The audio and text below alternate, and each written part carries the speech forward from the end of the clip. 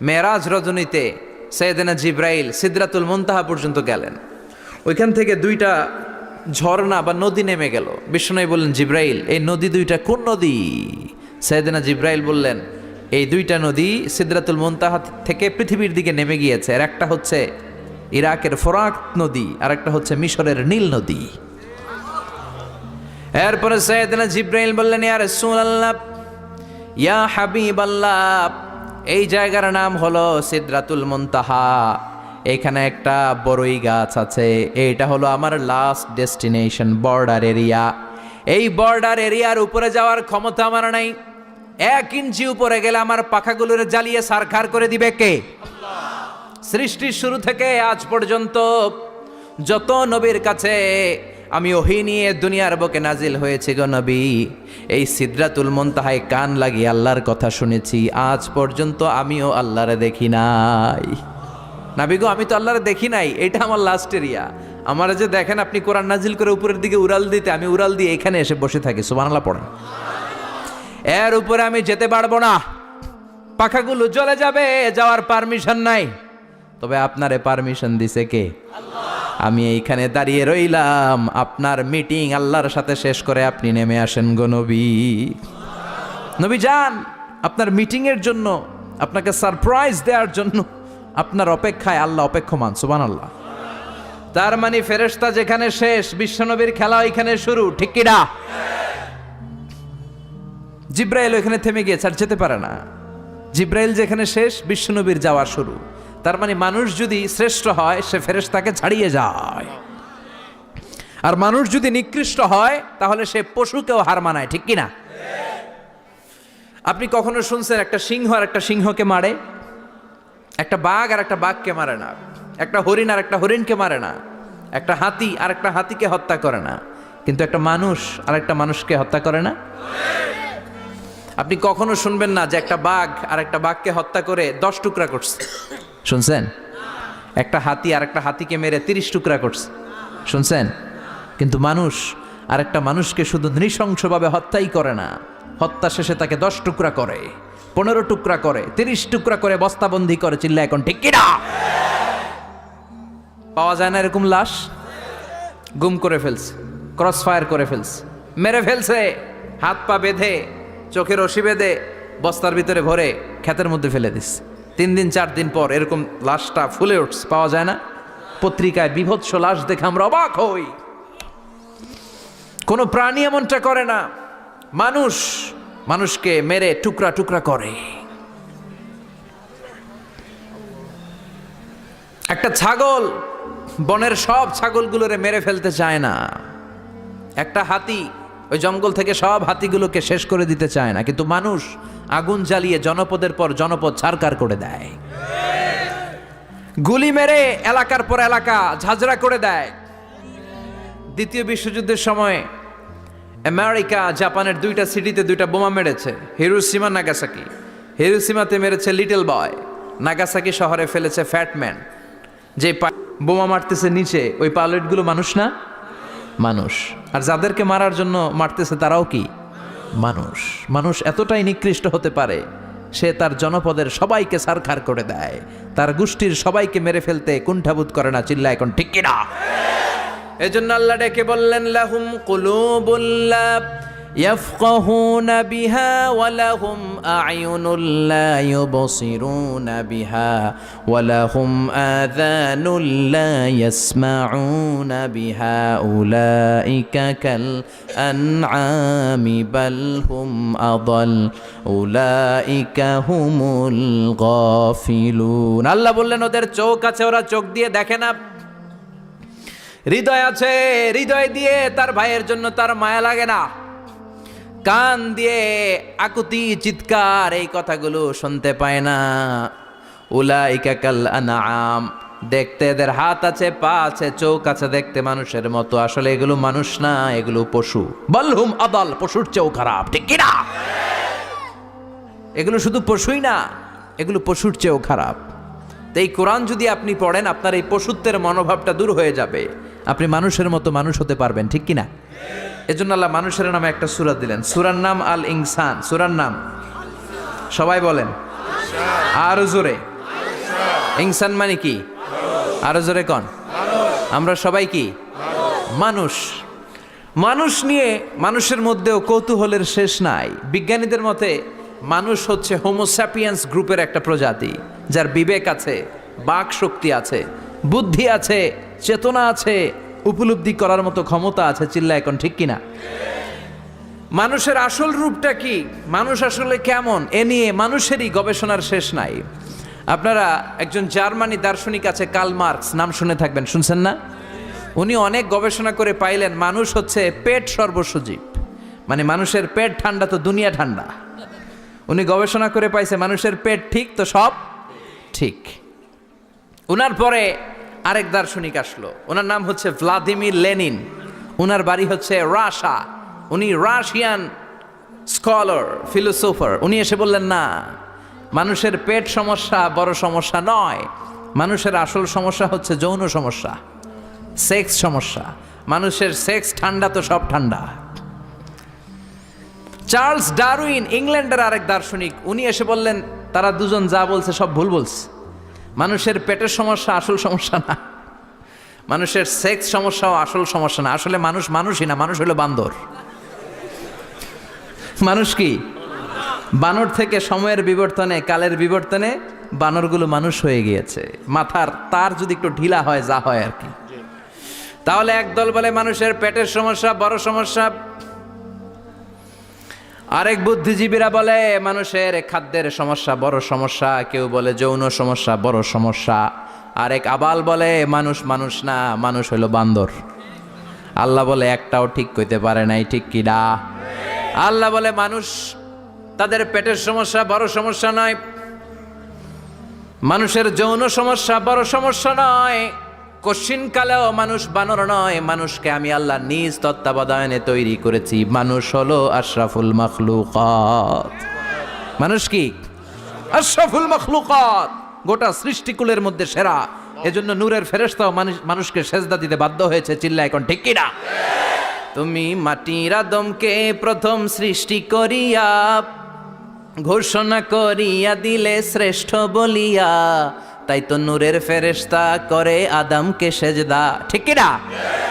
তাই তো নূরের ফেরেশতা করে আদমকে সেজদা, সবার চেয়ে সম্মান দিলে মাটির আদমকে। পড়েন আল্লাহু আল্লাহু তুমি জাল্লে জালালুহু, শেষ করা তো যায় না গে তোমার গুণগান। আল্লাহু আল্লাহু, সুবহানাল্লাহ পড়েন। আল্লাহ বলেন পেটের সমস্যা সমস্যা, কিন্তু আসল সমস্যা না। মানুষের যৌন সমস্যা বড় সমস্যা, কিন্তু আসল সমস্যা না। মানুষ বানর নামের প্রজাতির ভেতর দিয়ে মানুষ হয় নাই, মানুষকে আমি নিজে তৈরি করেছি। মানুষকে আমি আশরাফুল মাখলুকাত বানিয়েছি। সুবহানাল্লাহ। বুখারীর বর্ণনা, লাম্মা খালাকাল্লাহু আদম ওয়া কানা তুলুহু 60 যিরাআন। আল্লাহ যখন সাইয়েদনা আদমকে তৈরি করলেন 60 হাত লম্বা করে তৈরি করলেন। কয় হাত? আমনে কয় হাত? আমি কয় হাত? আমরা কয় হাত? কিন্তু আদম ছিল কয় হাত? সুবহানাল্লাহ কইবেন না? আপনারাও যখন জান্নাতে প্রবেশ করবেন, বুখারীর ওই বর্ণনাতে এসেছে মানুষরা যখন জান্নাতে প্রবেশ করবে প্রতিটা মানুষ 60 হাত লম্বা হয়ে প্রবেশ করবে। এই দুনিয়াতে দাড়ি রাখার জন্য বিশ্বনবী আদেশ করেছেন, কিন্তু জান্নাতে যারা যাবে এদের দাড়িও থাকবে না, মোছও থাকবে না, গায়ের মধ্যে পশমও থাকবে না। সুবহানাল্লাহ বাড়ি দিয়ে গিয়া চিৎকার করে পড়েন আল্লাহু আকবার। তার মানে মানুষ হলো আশরাফুল মাখলুকাত, গোটা বিশ্বের মধ্যে সেরা।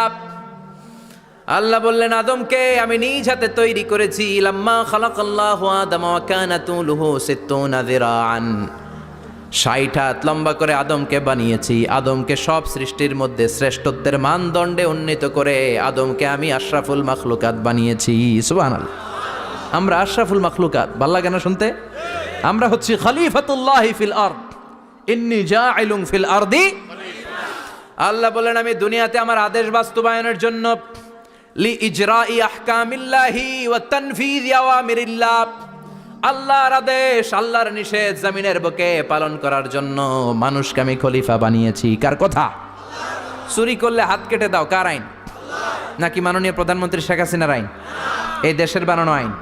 চুরি করলে হাত কাটো, কথাটা কার? السارق والسارقة فاقطعوا أيديهما جزاء بما كسبا نكالا من الله والله عزيز حكيم.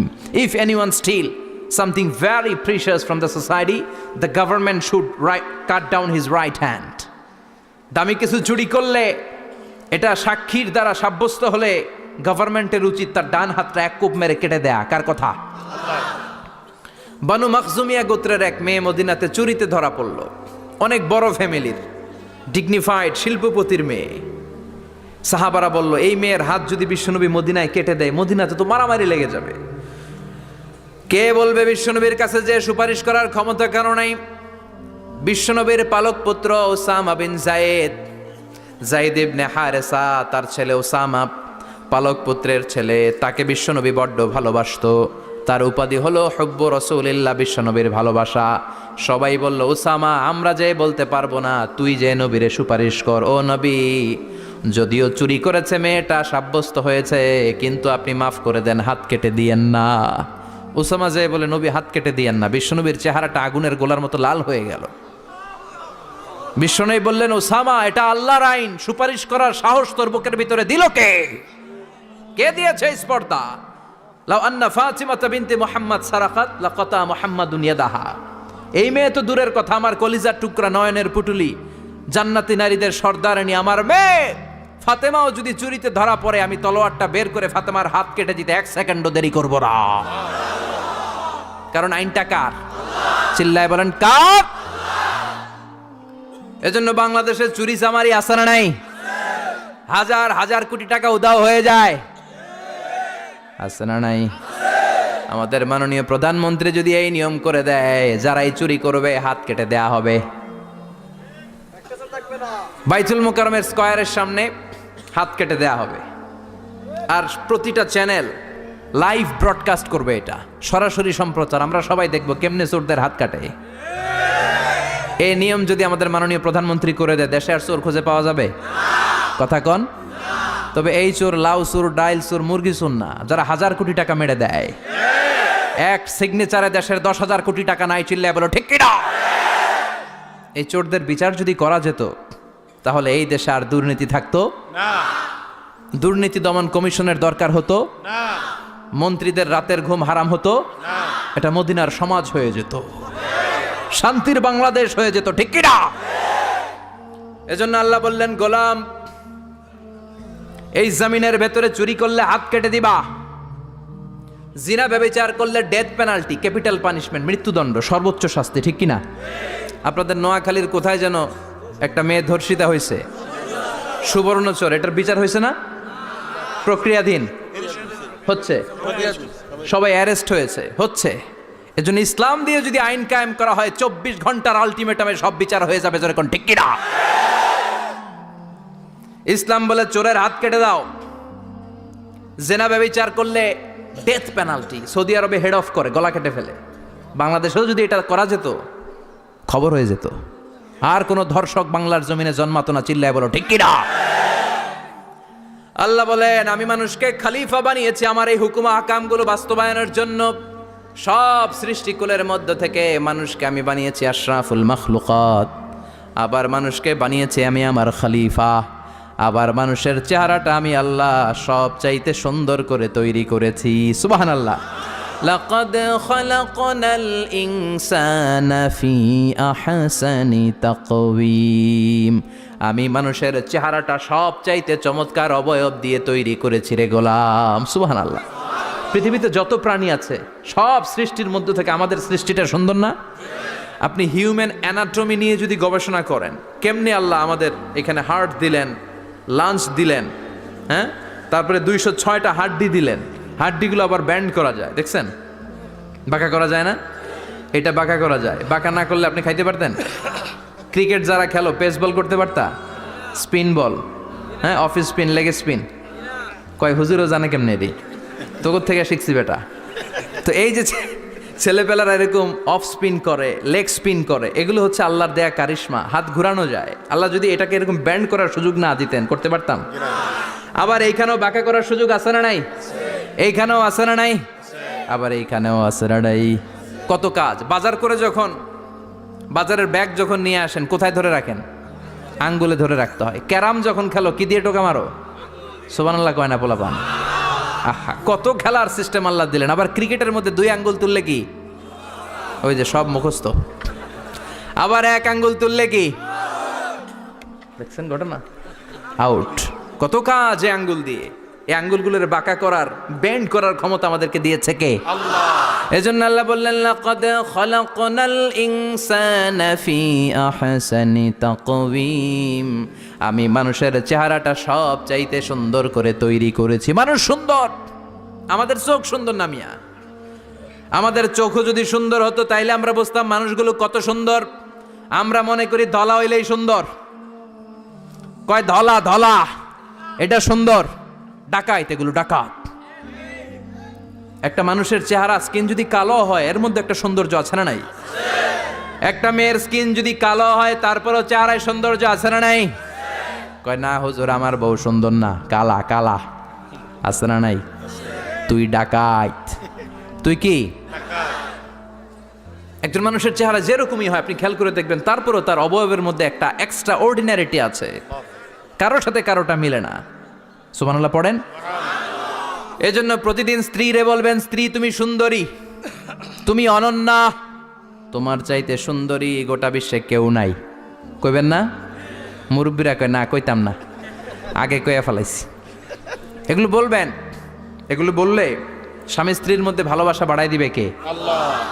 আমি প্রায় এগুলো বলি, উৎসাহিত করি যে স্বামী স্ত্রীর মধ্যে যে ভালোবাসাটা এটা পবিত্র, এটা জান্নাতি। এই ভালোবাসা জান্নাতে শুরু হয়েছিল সাইয়েদনা আদম আর হাওয়ার মধ্য দিয়ে। চিল্লা এখন ঠিক কিনা? স্বামী স্ত্রী দুইজনে একের হাতের সাথে আরেকজনের হাত মিলালে হাতের সগীরা গুনাহ মাফ করে কে? আল্লাহ। স্ত্রীর চেহারার দিকে নজর করে তাকালে চোখের গুনাহ মাফ করে দেয় কে? আল্লাহ। স্ত্রীর জন্য প্রতি মাসে যে খরচ দেন এই টাকাগুলো সদকা দেওয়ার সওয়াব আছে না নাই?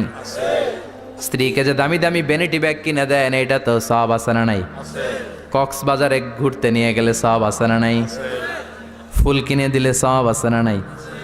ভালোবাসার গান শোনাইলে সওয়াব আছে না নাই? তোমারে লেগেছে কত যে ভালো চাঁদ বুঝি তা জানে, রাতেরও আধারে দোসর হয়ে তাই সে আমারে টানে, চাঁদ বুঝি তা জানে। ঠিক কিনা?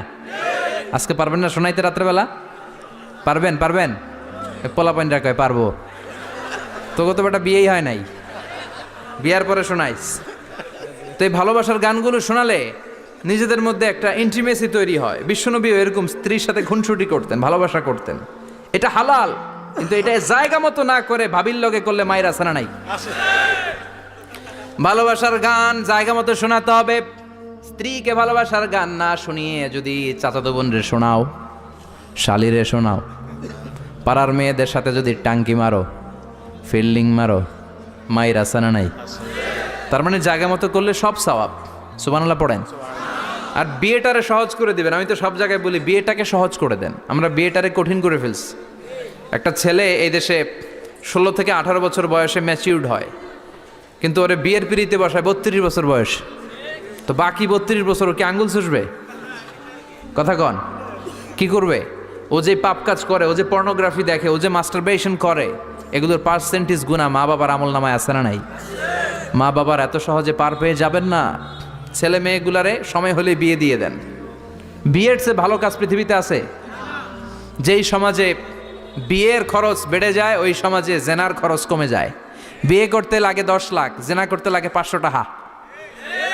কথা কন। এজন্য জেনাকে সহজ করবেন না বিয়েকে সহজ করবেন? বিয়ের কথা কইলেই পোলারা কয় তুই নিজের পায়ে দাঁড়া।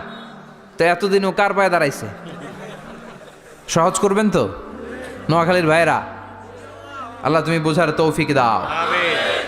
এরপর আল্লাহ বললেন আমি মানুষকে শুধু আশরাফুল মাখলুকাতি বানাই নাই, আমার খলিফাই বানাই নাই। মানুষের চেহারাটা শুধু আমি সুন্দর করে দেই নাই, গোটা বিশ্বের মধ্যে মানুষকে আমি সবচাইতে শক্তিশালী করেছি। সবচেয়ে শক্তিশালী কে? মানুষ। চিল্লায় বলেন শক্তিশালী কে? আল্লাহ যখন পৃথিবী বানালেন, মুসনাদে আহমদ ইবনে হাম্বালের বর্ণনা, পৃথিবী কাঁপাকাঁপি শুরু করলো। খালি কাঁপে, খালি কাঁপে। পৃথিবীর কাঁপাকাঁপি বন্ধ করার জন্য আল্লাহ পৃথিবীর মধ্যে 7টা টেকটনিক প্লেট বসিয়ে দিলেন। 7টা পাহাড়, 7 tectonic plates creates the mountain range on earth. এই 7টা প্লেট পৃথিবীতে টিলা টপ্পর তৈরি করেছে। হ্যাঁ, পৃথিবীব্যাপী যত পাহাড় আছে এই টেকটনিক প্লেটের কারণে। ওয়াজআলনাল জিবালা আওতাদা, পৃথিবী কাঁপতে শুরু করলো সৃষ্টির পর। পৃথিবীর কাঁপাকাঁপি বন্ধ করে দেওয়ার জন্য আল্লাহ পৃথিবীর ভেতরে পাহাড় ঢুকিয়ে দিলেন। পাহাড় পেরেকের মতো গেড়ে দেওয়ার পরে পৃথিবীর কাঁপাকাঁপি বন্ধ হয়ে যায়। সুবহানাল্লাহ। ফেরেশতারা অবাক হয়ে বলে, মাবুদ, পৃথিবীর কাঁপাকাঁপি বন্ধ হলো কেমনে? আল্লাহ বললেন, ও ফেরেশতারা, পৃথিবীর মধ্যে আমি পাহাড়কে গেড়ে দিয়েছি। পাহাড় গেড়ে দেওয়ার কারণে পৃথিবীর কাঁপাকাঁপি বন্ধ হয়ে গেছে। ফেরেশতারা বললেন, তাই নাকি? পাহাড়ের এত বড় শক্তি। ইয়া রাব, হাল মিন খালকিকা আশাদ্দা মিনাল জিবাল, আপনার এই সৃষ্টিকুলের মধ্য থেকে পাহাড়ের চাইতে বেশি শক্তিশালী কিছু আছে নাকি? আল্লাহ বললেন, হ্যাঁ আছে। পাহাড়ের চাইতে শক্তিশালী হচ্ছে আল হাদিদ, মানে লোহা। পাহাড়ের চেয়ে শক্তিশালী কি? এই লোহার নামে কোরআনে সূরা আছে না নাই? সূরার নাম কি? কথা বলেন। وأنزلنا الحديد فيه بأس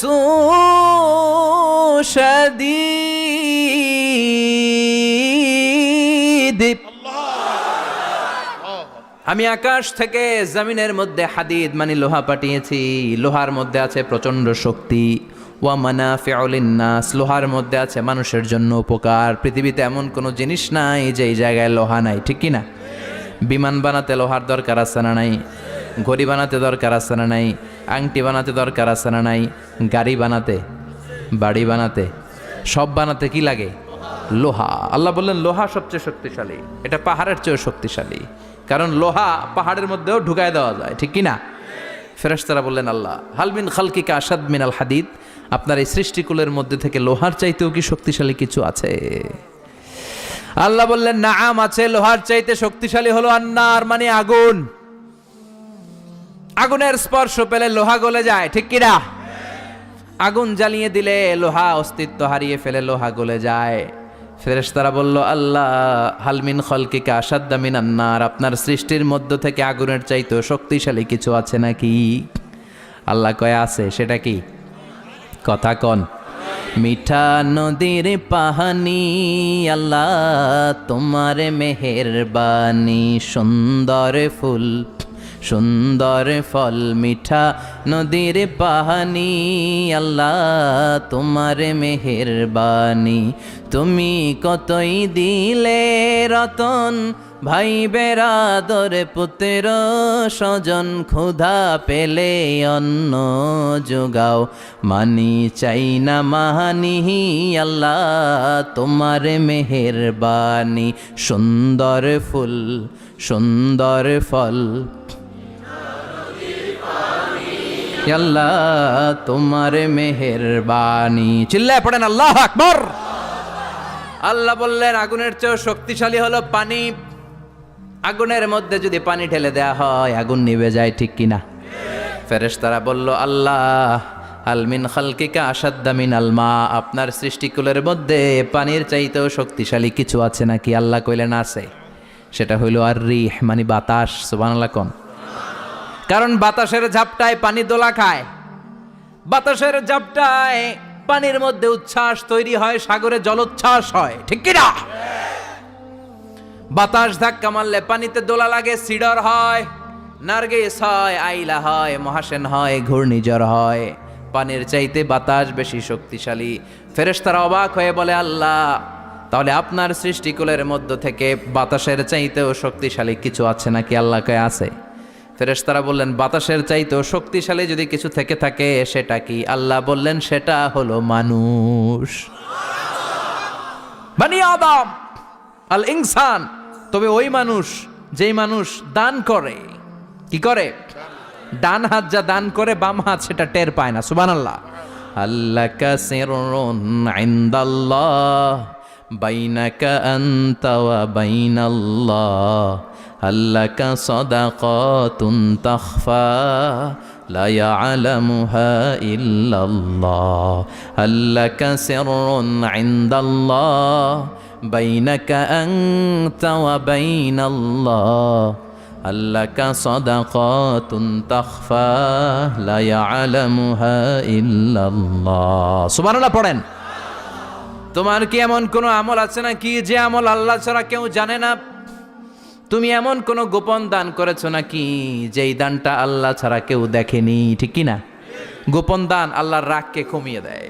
তাহলে ওই মানুষ ওই বাতাসের চাইতেও শক্তিশালী যে মানুষ ডান হাতে দান করলে বাম হাতও টের পায় না। মানুষ টের পাওয়া তো দূরের কথা, চিল্লায় পড়েন আল্লাহু আকবার। এজন্য আল্লাহ বললেন, মানুষকে আমি আশরাফুল মাখলুকাত বানালাম, মানুষকে আমি আমার খলিফা বানালাম, মানুষের চেহারাটা সুন্দর করলাম, আবার মানুষকে আমি সব চাইতে শক্তিশালী করে বানালাম।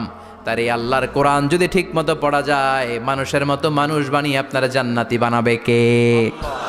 তার মানে এই কোরআন পড়লে মানুষের মতো মানুষ হওয়া যায়। চিল্লায় বলেন, কি হওয়া যায়? সবাই বলেন, মানুষের মতো মানুষ হতে চান তো সবাই? সবাই চাই? আসুন দেখি মানুষের নামে সূরায় আল্লাহ কি বললেন, পড়েন। আউযু বিল্লাহি মিনাশ শাইতানির রাজীম। বিসমিল্লাহির রহমানির রহিম। হাল আতা আলাল ইনসানি হিনুম মিনাদ দাহরি লাম ইয়াকুন শাইআম মাযকুরা। আল্লাহ বললেন, মানুষের জীবনের একটা সময় ছিল যেই সময়টা উল্লেখ করার মতো মানুষ কিছুই ছিল না। সুবহানাল্লাহ।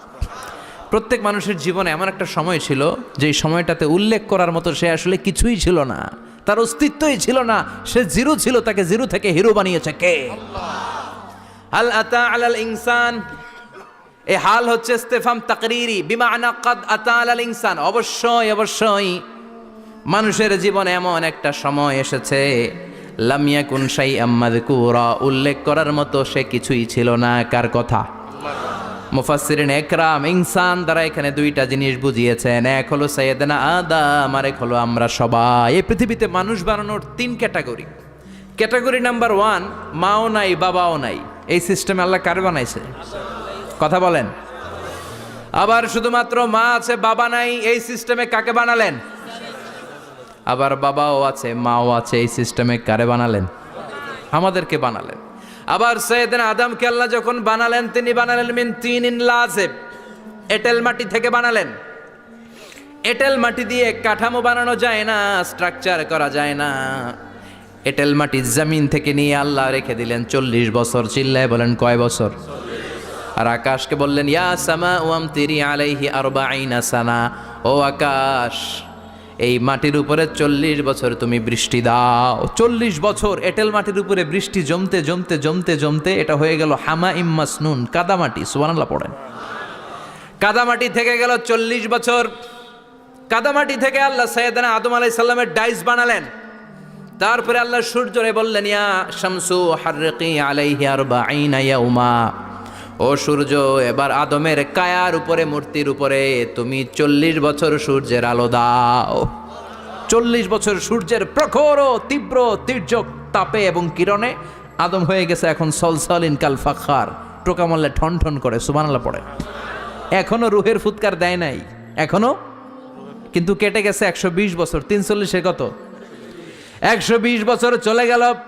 এই বিশাল লম্বা সময়ে আল্লাহ বললেন, লাম ইয়াকুন শাইআম মাযকুরা, উল্লেখ করার মতো আদম কিছুই ছিল না। রুহের ফুৎকার যেহেতু দেয় নাই 140 বছর, এটা এঁটেল মাটি, পরে ছিল কাদামাটি, এরপরে হয়েছে মূর্তি, ঠনঠনে মূর্তি। উল্লেখ করার মতো আদমের জীবনে 124 বছরে কিছুই ছিল না। চিল্লায় বলেন, ঠিক কি না? আবার আমরাও যারা সলিমুদ্দিন কলিমুদ্দিন, আমরাও আমাদের মায়ের পেটের ভেতরে প্রথমে ছিলাম 40 দিন। বুখারীর বর্ণনা, ইন্না হাদাকুম ইউজমাউ খালকুহু ফি বাতনি উম্মিহি 40 ইয়াওমান সুম্মা ইয়াকুনু নুতফাতান মিসলা যালিক সুম্মা ইয়াকুনু আলাকাতান মিসলা যালিক ফায়াতি ইলাইহিল মালাকু ফায়ানফাখু ফীহির রূহ।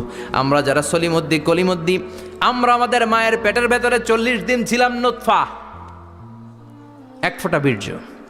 তারপরে 40 দিন ছিলাম আলাকা, রক্তপিণ্ড। তারপরে 40 দিন ছিলাম মুদগা, গোশতপিণ্ড। 3 40 120 দিন। কয় দিন? এই 120 দিনের লম্বা সময়ে লাম ইয়াকুন শাইআম মাযকুরা, উল্লেখ করার মতো আমরা আসলে কিছুই ছিলাম না।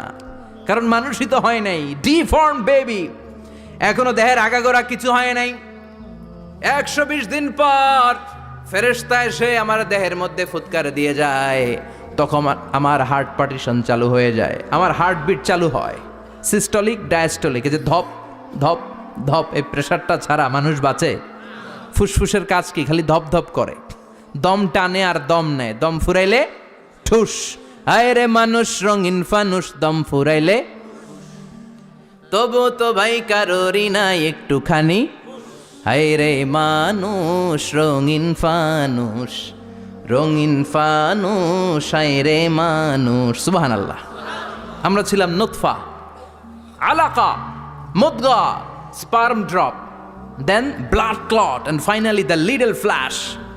আমি আমার এমফিল রিসার্চ করেছি এটার উপর, এটার ইংরেজিতে বলে এমব্রয়োলজি, ভ্রূণ তত্ত্ব। How the little এমব্রয়ো develops in mother ওম, মায়ের পেটে এই ছোট্ট ভ্রূণ, এটা কেমন করে শুক্রাণু ডিম্বাণু থেকে 8 মাস 10 মাস 9 মাস পরে কেমন করে জমিনে আসে। How the little এমব্রয়ো develops in mother ওম, মায়ের পেটে কেমন করে ডেভেলপ করে। একেবারে ক্ষুদ্র ছিলাম আমি, তুচ্ছ ছিলাম আমি, নগণ্য ছিলাম আমি, আমার কোনো নাম ছিল না, আমার কোনো গ্রাম ছিল না, আমার কোনো পরিচয় ছিল না। এখন দুনিয়াতে আমাদের পরিচয় আছে না নাই? কিন্তু মিজানুর রহমান আজহারি একটা সময়ে লাম ইয়াকুন শাইআম মাযকুরা, তোরা কেউ চিনতো না, তোর নামটাও কেউ জানতো না, উল্লেখ করার মতো তুই কিছুই ছিলি না। এটা দিয়ে আল্লাহ বুঝাতে চাইলেন তোর কিছুই ছিল না, জিরো থেকে আমি হিরো বানালাম। ক্ষমতার দাপট দেখাবি না, ক্ষমতার অহংকার দেখাবি না, টাকা পয়সার গরম দেখাবি না। 2 দিনের টাকার মালিক হয়ে ওর পা জমিনে লাগে না, এরকম টাকা আছে না নাই? লাম ইয়াকুন শাইআম মাযকুরা, তোর চেয়ে বড় ক্ষমতাশীল ছিল ফেরাউন। আল্লাহ ছাড় দিয়েছে, ছেড়ে দেয় নাই, ঠিক কি না? নমরুদরে ছাড় দিয়েছে, ছেড়ে দেয় নাই, ঠিক কি না? আবু জাহেলকে ছাড় দিয়েছে, ছেড়ে দেয় নাই, ঠিক কি না? এখনো যারা গাদ্দারি করে, ইসলামের বিপক্ষে কথা বলে, ইসলামকে জমিনের ভিতর গেড়ে দিতে চায়, দেখা যায় আল্লাহ ওদেরকে ছাড় দেয়, কিন্তু ছেড়ে দেবে না। চিল্লায় কও ঠিক কি না? পৃথিবীতে কেউ তো স্থায়ী হয় না, হোক না সে ফেরাউন কিবা নমরুদ, কেউ ভাবে চিরদিন রয় না, কেউ ভাবে চিরকাল রয় না। কেউ থাকতে আসে নাই, এত বড় বড় দাপটওয়ালারা সব শেষ। আমি তো প্রায় জায়গায় বলি, আমি ফেরাউনের লাশটা নিজে দেখে এসেছি, যেহেতু আমি আল আজহার ইউনিভার্সিটির স্টুডেন্ট। 200 পাউন্ড লাগে দেখতে, আমি দেখছি ফ্রি। আমার আল আজহারের জামিআতু আল আজহার শরীফের একটা কার্ড ছিল, ওইটা দেখাইলে সব ফ্রি, ফ্রিতে দেখে আসছি। ঢুইকেই দেখি ফেরাউন চাচা শুয়ে রয়েছে। আমি বললাম, ফেরাউন চাচা কেমন আছো? How are you, WhatsApp man? কোনো আওয়াজ নাই। আমি জিজ্ঞেস করেছি তাকে, কেমন আছো তুমি, কি অবস্থা, কেমন যাচ্ছে তোমার, হোয়াটসঅ্যাপ? কোনো আওয়াজ নাই। আমি অবাক হয়েছি, এই লোকটার হুঙ্কারে মিশরের জমিন থার থার করে কাঁপতো, আজকে ওরা শেষ করে দিছে কে? আজ আছে কাল নাই, ঠুস, দম ফুরাইলে। এজন্য আল্লাহ বললেন, হাল আতাব আলাল ইনসানি হিনুম মিনাদ দাহরি লাম ইয়াকুন শাইআম মাযকুরা। মানুষের জীবনে এমন একটা সময় ছিল, উল্লেখ করার মতো সে কিছুই ছিল না। আমরা যে কত ক্ষুদ্র ছিলাম আপনি কল্পনাও করতে পারবেন না। ফালইয়ানযুরিল ইনসানু মিম্মা খুলিকা মিম্মা দাফিক ইয়াখরুজু মিন বাইনিস সুলবি ওয়াত তারাইব। বাবার পৃষ্ঠদেশ থেকে, মায়ের বক্ষদেশ থেকে দুইটা মিলিত হয়ে মায়ের জরায়ুর ভেতরে তোরে সেট করলো কে? আমরা ছিলাম শুক্রাণু। শুক্র চিনেন? স্পার্ম। শুক্রও ছিলাম না আমরা, শুক্রাণু মানে শুক্রের অণু। ডিম্ব আমরা ছিলাম না, আমরা ছিলাম ডিম্বাণু মানে ডিম্বের, আরবিতে বলে আল বুয়াইদা আল উনসাউইয়া। 1 ফোঁটা বীর্যের ভেতরে, 1 ফোঁটা শুক্রের ভেতরে 20 কোটি অণু থাকা লাগে। ওই 20 কোটির একটা ছিলাম আমি, 20 কোটির একটা ছিলেন আপনি। উল্লেখ করার মতো আমি কিছুই ছিলাম না, আমরা কিছুই ছিলাম না। চিল্লা এখন ঠিক কি না? আল্লাহ বললেন, লাম ইয়াকুন শাইআম মাযকুরা, কিছুই ছিল না। স্পার্ম ড্রপ আর ওভাম দুইটাকে মিলিয়ে আমি আল্লাহ করে ফেললাম জাইগোট। সেইটারে আমি বানালাম এমব্রয়ো, ভ্রূণ, ব্যাঙ্গাচির মতো। শীত বর্ষাকালে বৃষ্টির পরে দেখবেন ব্যাঙের বাচ্চাগুলো খালি ছোটাছুটি করে, তাই না? কালো কালো দেখা যায় না? আমরা প্রত্যেকে এরকম ব্যাঙের বাচ্চার মতো ছিলাম। হাত পা তো দূরের কথা, ব্যাঙের বাচ্চার মতো ছিলাম। মায়ের জরায়ুর দেয়ালে লেপ্টে ছিলাম। আমাদের হাত ছিল না, আমাদের পা ছিল না, কিচ্ছু ছিল না। সেখান থেকে আল্লাহ আমাদেরকে বড় করতে লাগলেন। এরপরে আমরা হয়ে গেলাম ফেটাস, ডেভেলপড স্টেজ। 120 দিন পরে আল্লাহ তাআলা আমাদের রুহের ফুৎকার দিলেন, আমার হার্ট দিলেন, আমার লাংস দিলেন, আমার গল ব্লাডার দিলেন, আমার কিডনি দিলেন, আমার লিভার দিলেন, আমার ইন্টেস্টাইন দিলেন, আমার দেহের ভিতরে তিনি রক্ত ঢুকিয়ে দিলেন। আমার কলবের এই ধাক্কাধাক্কি শুরু হয়ে গেল। আল্লাহ বললেন, এই কলবটা সব চাইতে দামি অঙ্গ, কলবের মধ্যে জিকির ভরতে হবে কার? লা ইলাহা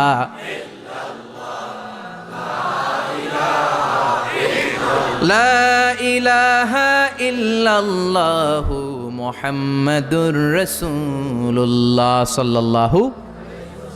কলবের ভেতরে ভরতে হবে আল্লাহর জিকির। অনেকেই কলবের ভেতরে ভরে আয়না, আছে না নাই?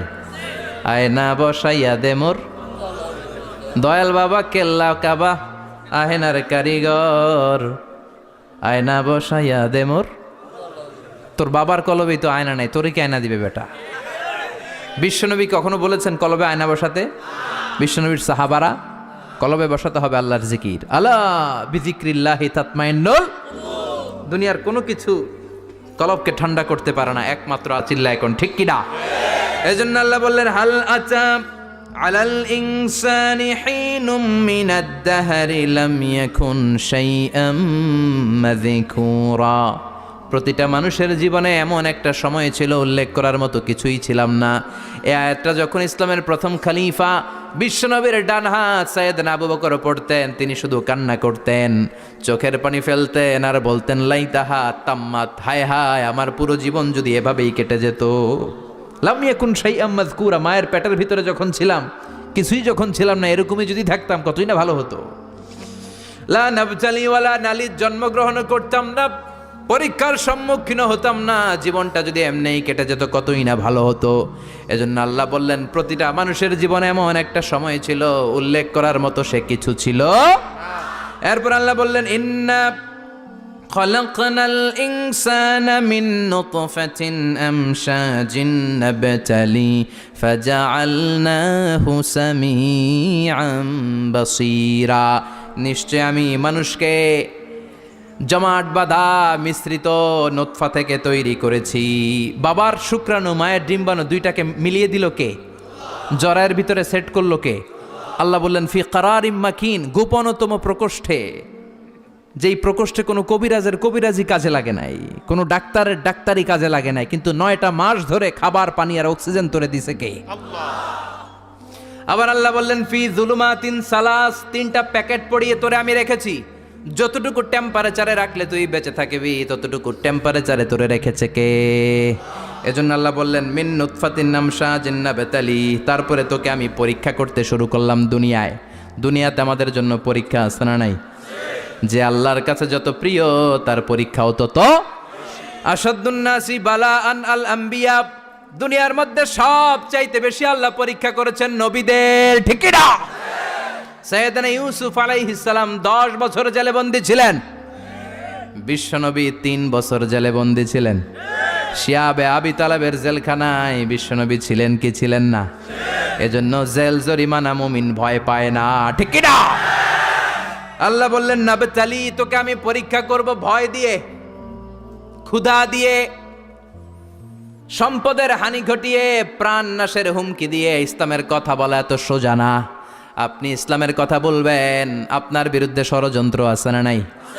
কিন্তু এগুলো দেখার আমাদের সময় আছে নাকি? আমরা কোরআনের কথা বলেই যাব, কোরআনের শান্তির বাণী বিশ্বব্যাপী আমরা ছড়িয়েই দিব, ঠিক কি না? আল্লাহ পাক আমাদের সবাইকে কথাগুলো বুঝার ও আমল করার তৌফিক দান করো।